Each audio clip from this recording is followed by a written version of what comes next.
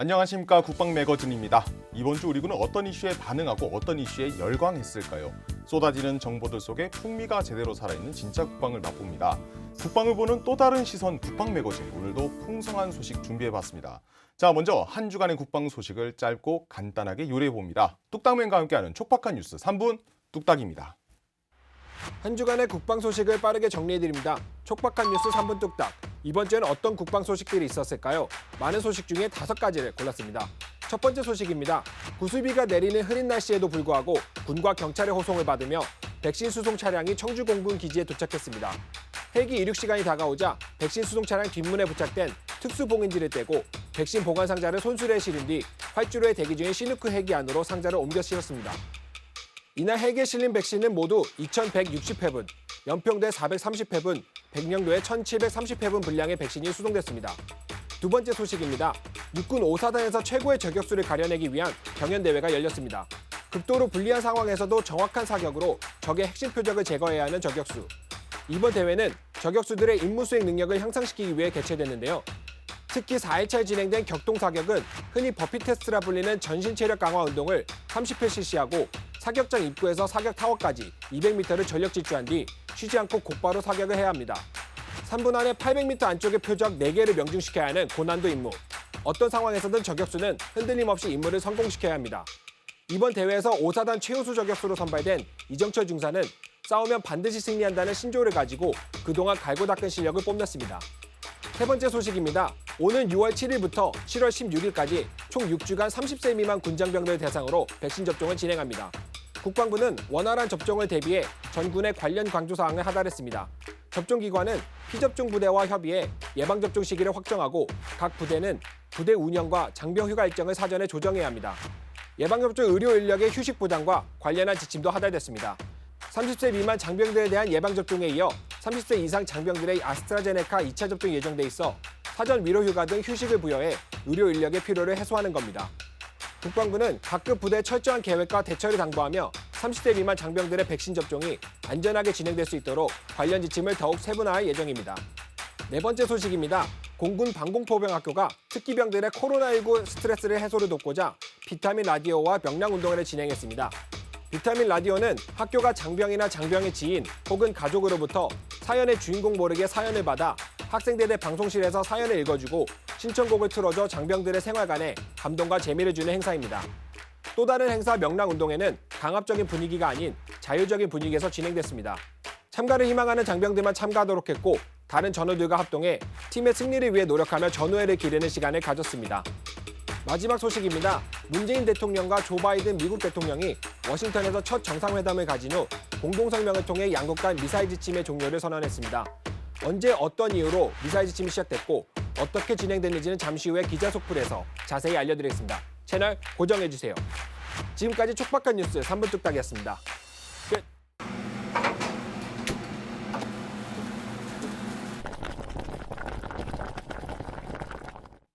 자, 이번에는 진한 사골처럼 우려낸 깊은 뉴스, 기자들의 속풀이를 제대로 듣는 시간입니다. 이번 주제는 한미 정상회담의 이모저모입니다. 관련 영상 먼저 보겠습니다.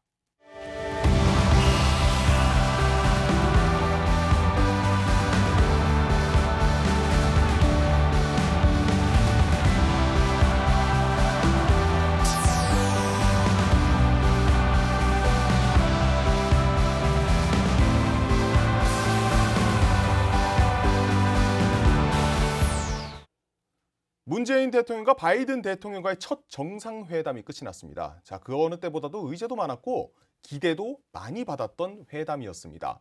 3박 5일간의 방미 일정, 한국은 뭘 주고받았을까요? 먼저 순한 맛입니다.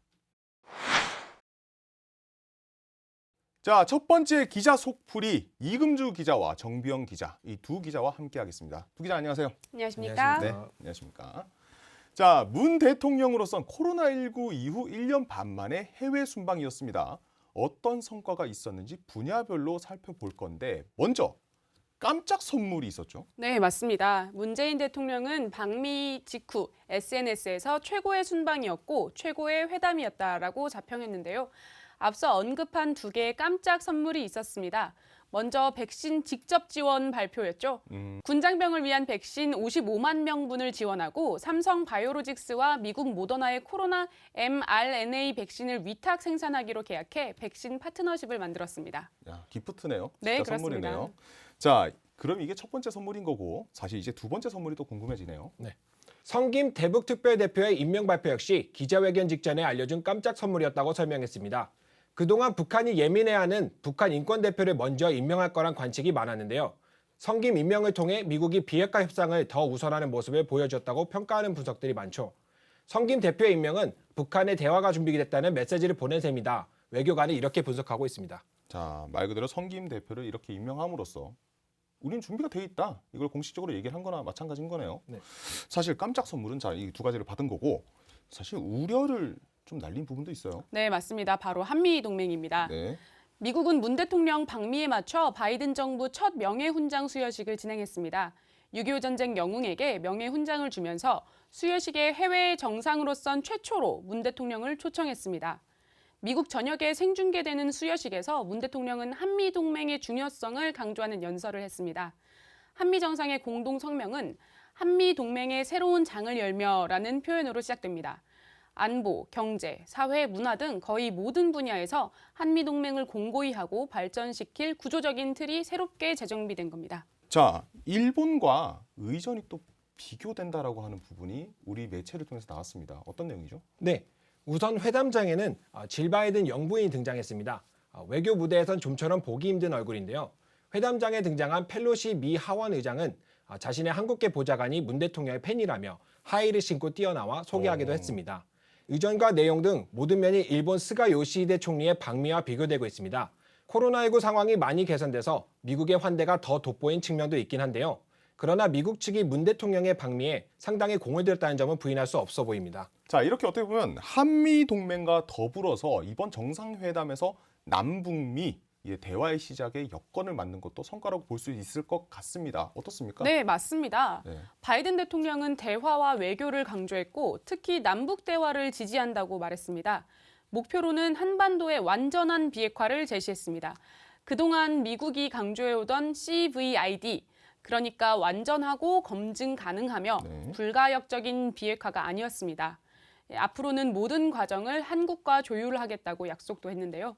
그러면서 공동성명에 2018년 판문점 선언과 싱가포르 공동성명을 기반으로 논의를 시작하겠다고 말했습니다. 네, 그렇습니다. 뭐 사실 CVID라고 했잖아요. 네. 그러니까 조지 부시 행정부 일기 때부터 만들어졌던 북핵과 관련된 어떻게 네, 보면 그렇습니다. 기조였던 건데 네. 그걸 바꿔나가겠다라고 네, 하는 앞으로 부분이네요. 변할 예정입니다. 네, 그렇습니다. 자, 그런데 사실 또 북한 측 반응을 좀 더 지켜보겠다. 이렇게 해석되는 부분도 있습니다. 이게 무슨 내용이죠? 네, 결정적 유인책을 이번 기회에 제시하지 못했다는 건 다소 아쉬움으로 남는다는 의견도 있습니다.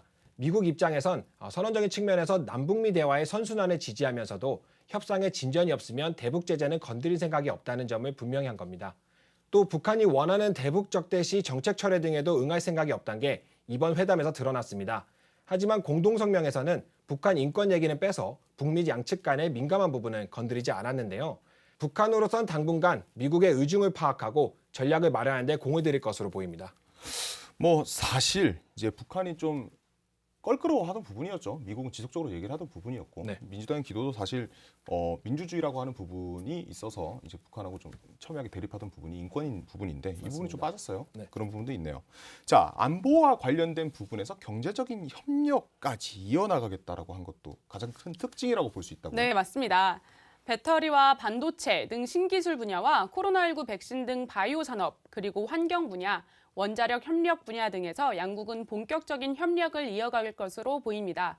반도체 등 신기술 분야와 5G 기술, 백신 등도 모두 안보와 연결될 수 있는 영역입니다. 쿼드를 중심으로 한 인도태평양 지역에서 한국의 역할이 더 커짐으로써 자연스럽게 중국 견제의 역할을 할 수 있도록 유도하는 겁니다.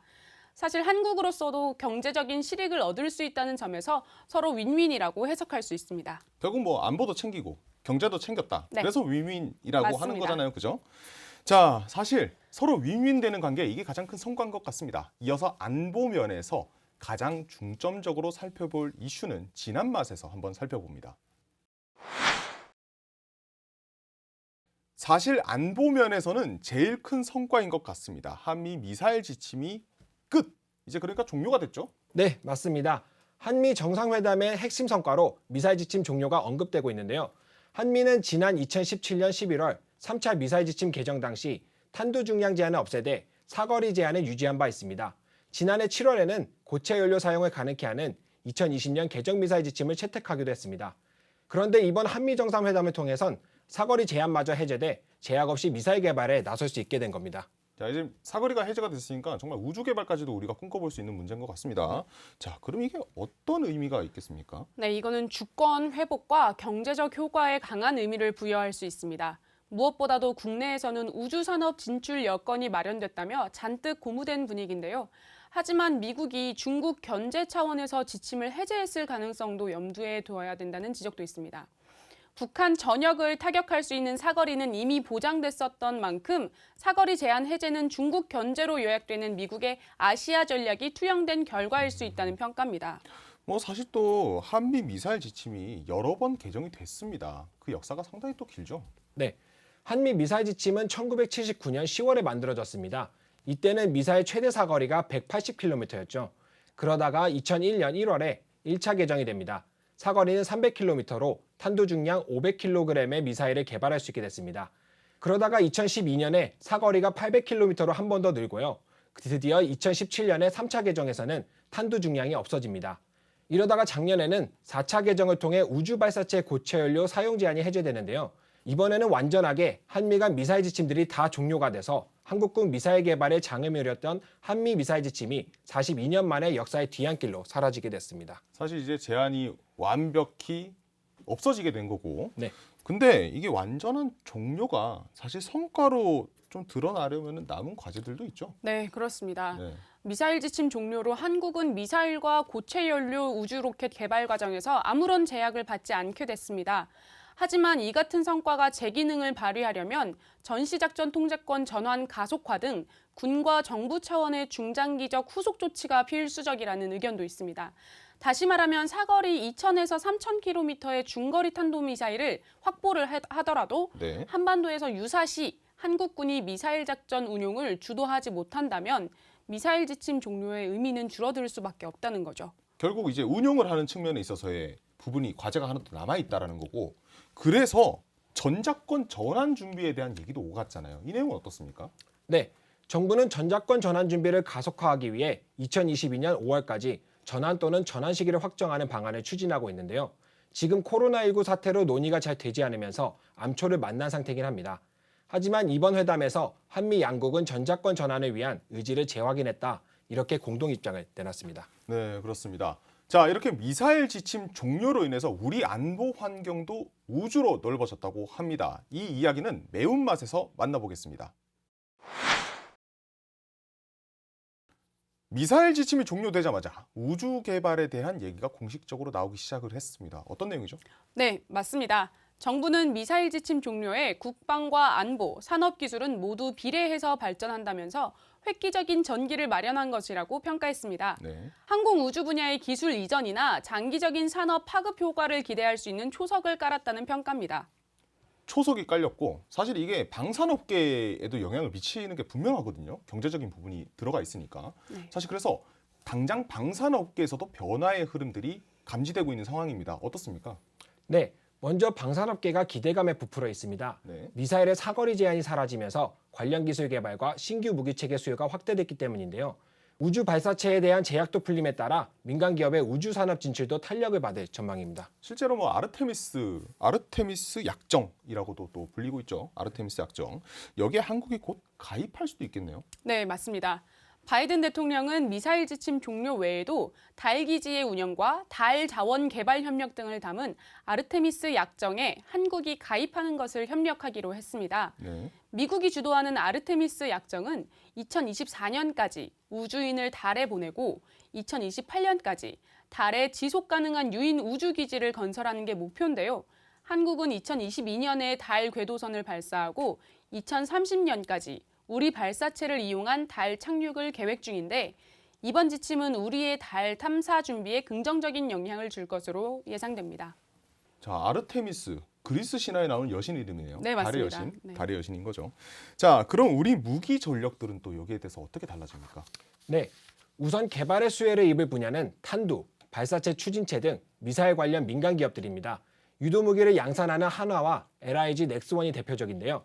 현재 개발 중인 것으로 알려진 현무4 미사일의 경우에는 사거리가 800km 수준입니다.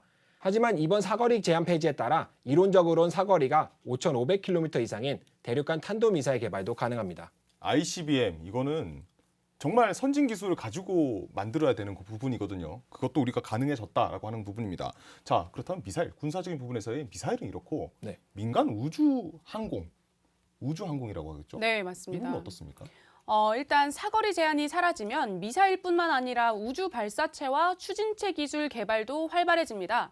다시 말해서 군사적 목적으로 개발된 로켓 기술을 민간 우주 개발에도 활용할 수 있는 건데요. 일단 한국항공우주연구원의 우주개발 프로젝트 규모부터 커질 것으로 보입니다. 이에 따라 한국형 발사체 누리호의 전체 조립을 맡은 한국항공우주산업과 엔진 제작을 맡은 한화에어로스페이스 역시 중장기적 개발들을 서두르고 있습니다. 자, 더불어서 한미 양국이 어떻게 보면 항공 연구 분야에서도 협력을 강화하기로 얘기가 나왔습니다. 네, 맞습니다.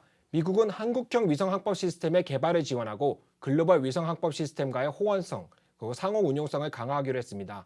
지금까지 미국이 만든 GPS에 모두 의존해 위성 항법 관련 서비스와 활용에 제한이 있었지만 이번에 양국이 합의하면서 향후 우리의 KPS로 대체할 수 있게 된 겁니다. KPS가 개발되면 자율주행, 드론, UAM 사업까지 연계할 수 있어서 그 확장성이 매우 큽니다. 즉 우리도 무기를 실은 대형 드론까지도 개발이 가능하다는 겁니다. 자, 우리가 개발한 미사일 현무가 세계적으로 좋은 평가를 받는 건 그 안에 든 기술이나 탄도의 위력은 세계 정상을 뛰어넘는 수준이기 때문입니다. 이번에 42년 만에 미사일 개발 수건이 이뤄진 만큼 더 현명하고 안전하게 강한 안보를 만드는 일에 매진할 기회가 됐으면 좋겠습니다. 자, 두 기자 모두 수고 많았습니다. 네, 감사합니다. 네, 수고하셨습니다. 네. 자, 계속해서 기자 속풀이 다음 주제로 이어갑니다. 다음 주제는 백신 수송 지원팀, 그 중에서도 호송 임무를 수행하는 장병들의 이야기입니다. 자세한 말씀 드리기 전에 영상으로 먼저 만나보겠습니다.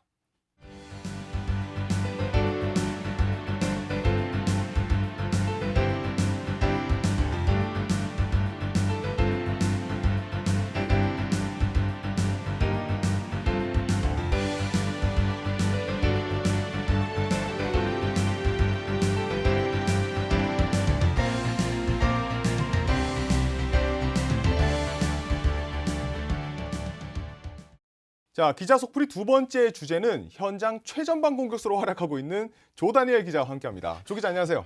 네, 안녕하십니까. 네. 갑자기 최전방 공격수라고. 워낙 전방에서 뛰고 있다 보니까 네. 그 부분은 꼭 넣고 싶었습니다. 알겠습니다. 자, 두 번째 주제. 사실 지난번에도 백신 수송 현장을 취재를 했었잖아요. 네, 이번에 또 맞습니다. 똑같은 주제네요. 네, 맞습니다.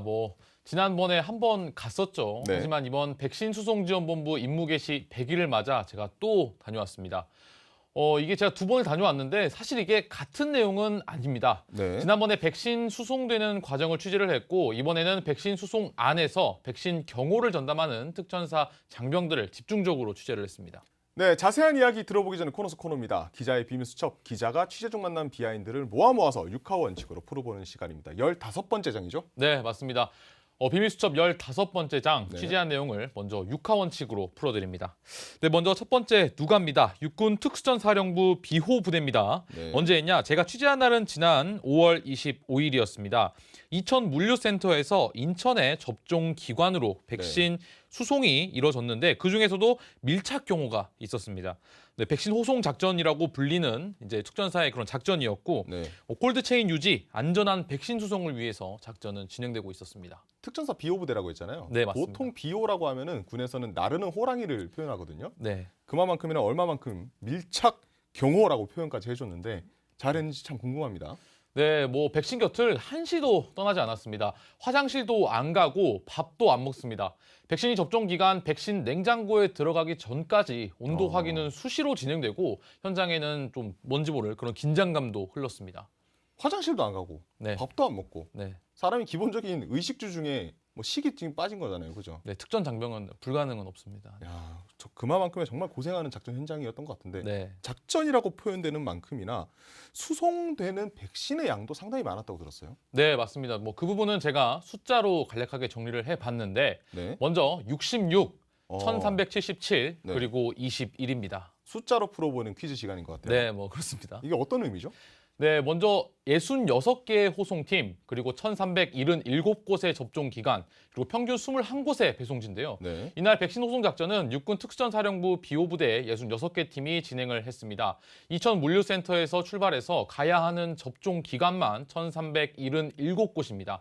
한 팀당 평균 21곳의 배송지를 가는 건데 배송지도 전국 각지에 있어서 많게는 1000km까지도 이동하는 것을 제가 취재 결과 확인할 수 있었습니다. 자, 66개의 팀 중에서 한 팀을 골라서 추적을 해서 들어간 거잖아요. 네, 맞습니다. 이게 거리가 어느 정도 되던가요? 제가 취재를 했을 때는 300km의 거리를 주행을 했었는데 사실 네. 뭐 1000km에 비하면 얼마 안 되는 거리긴 하지만 또 이게 중간중간 내려서 백신을 전달하고 다시 차량에 타서 또 다시 이동을 하고 뭐 이런 과정이 생각보다 정말 많은 노력이 들어가는 고된 과정이었습니다. 자, 그런데 사실 조 기자가 이 나르는 호랑이 비오 부대랑은 네, 첫 초면이 아닌 거잖아요. 네 처음이 아니죠. 연이 좀 깊죠. 네, 그 부분에 대한 설명을 좀 해주시죠. 네, 뭐 지난 1월 코로나19 3차 대유행이 있었을 때죠. 네. 제가 기획 취재로 3편에 걸쳐 보도한 내용입니다. 보건소 역학조사반에 지원 나갔던 적이 있는 부대가 바로 그 비오 부대인 겁니다. 네네. 네, 역학조사 지원을 했고 지금은 특전사 천마부대와 황금박쥐 부대가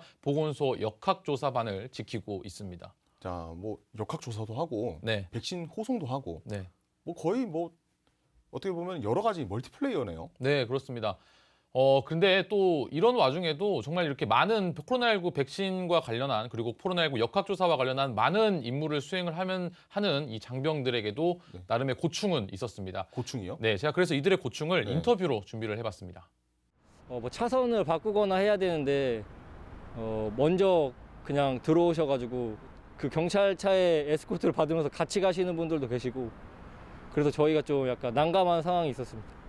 또 백신이 있다 보면 또 긴장도 되기 때문에 힘든 점이 좀 있는 것 같습니다. 네, 지난번 비밀 수첩을 진행하면서 제가 준비했던 내자 껴들지 마 기억나시죠? 껴들지 마. 네, 경찰차와 트럭, 군 차량이 함께 움직이는 모습이 궁금하기도 하고 신기하기도 하실 텐데 방송을 보시는 시청자분들께서는 좀 이들에게 꼭 양보 운전 그리고 양보 운전 하시면서 꼭 껴들지 않았으면 좋겠습니다. 사실 좀 아무리 급하더라도 뭐 다들 이제 개인별로 다 이유가 다 있을 거예요. 그래도 네. 이거만큼 정말 중요한 부분이거든요. 그렇죠. 양보를 좀 해주셨으면 좋겠는데 네. 조 기자도 호송팀 따라가기 상당히 쉽지는 않았을 것 같아요. 네, 뭐 정말 네 쉽지는 않았습니다. 많이 힘들었습니다, 사실. 네, 고속도로에서 한번 수송 대여를 놓쳐서 진땀을 빼기도 했고 네. 특히 또 접종 기간에 백신을 전달할 때 차량 주차가 정말 어려웠습니다. 백신을 수송하는 트럭과 호송 차량은 경찰이 주차 공간을 다 확보를 해주는데 네. 또 우리 취재진은 또 같은 입장이 아니다 보니까 그렇죠. 또 이래저래 참 어려운 점이 많았던 취재가 아니었나 싶습니다. 자, 취재하는 것도 사실 또 힘들었던 것 같은데 또 네. 나름 또 힘든 게 있어야 나름대로 또 단맛이 뒤에 따라오잖아요. 그렇죠? 네, 그렇죠. 자, 이쯤에서 조 기자 원픽 한번 얘기해 주시죠. 네, 오늘은 제가 또 원픽이 아니고 네. 투픽을 준비했습니다. 투픽 두 예. 가지인가요? 네, 그렇습니다. 네. 오늘은 제가 두 가지를 준비했는데 첫 번째는 영상입니다. 네, 지금 나오고 있는 이 영상, 백신 물류센터에서 주변 경계 작전을 수행 중인 특전사 장병들입니다.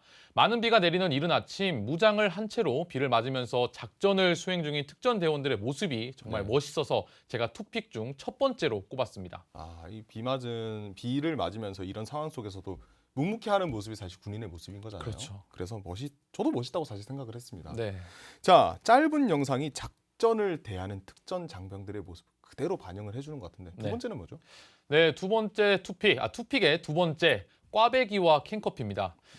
네, 이날 작전이 다 끝나고 경찰관분이 또 특전 장병들에게 꽈배기와 캔커피를 줬는데 군과 경찰, 국민을 지키는 두 기관이 함께 일을 하면서 성공적인 협업과 또 서로를 생각하는 이런 따뜻한 마음이 정말 아름다워서 오늘은 제가 이렇게 투픽으로 준비를 했습니다. 빼놓을 수 없는 두 가지인 것 같습니다. 네. 비 오는 날에 묵묵히 일하는 우리 장병들과 꽈배기와 캔커피까지 네, 맞습니다. 잘 들어봤습니다. 자, 오늘 마지막 내자 뭐죠?